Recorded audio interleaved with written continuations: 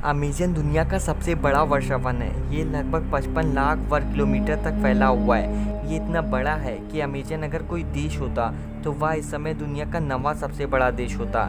इसका अधिकांश भाग ब्राज़ील में 60%, पेरू में 13% और ये कई देशों तक का फैला हुआ है। यहाँ के पेड़ इतने लंबे और घने हैं कि सूर्य की किरणें धरती तक पहुँच ही नहीं पाती हैं और दुनिया को 20% ऑक्सीजन अमेज़न के जंगलों से ही मिलती है।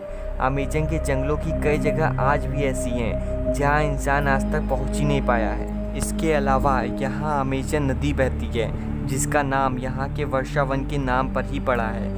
ये वर्षावन के बीच से होकर गुजरती है। ये नील नदी के बाद दुनिया की दूसरी सबसे लंबी नदी है, लेकिन अगर पानी की मात्रा के हिसाब से देखा जाए तो अमेज़न दुनिया की सबसे बड़ी नदी है। वैसे तो यहाँ साल भर बारिश हुआ करती है, लेकिन बरसात के दिनों में यह नदी और भी खतरनाक हो जाती है। अमेज़न जंगल जितना बड़ा है उससे कई ज़्यादा खतरनाक है।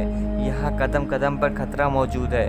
आखिर ये जंगल इतना खतरनाक क्यों माना जाता है, तो आपको बता दें कि यहाँ एक छोटा सा जीव भी किसी की जान ले सकता है। इनमें से जो कुछ सबसे अधिक खतरनाक है उनके बारे में जानते हैं। पॉइजन डार्ट फ्रॉग ये एक खतरनाक प्रजाति का मेढक है। इसके अंदर इतना जहर होता है कि ये कई लोगों की जान ले सकता है। जो लोग इस मेढक के बारे में जानते हैं वो इससे दूर रहना ही पसंद करते हैं।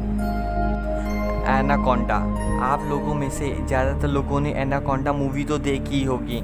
एनाकोंडा दुनिया में सबसे बड़े सांपों में से एक है।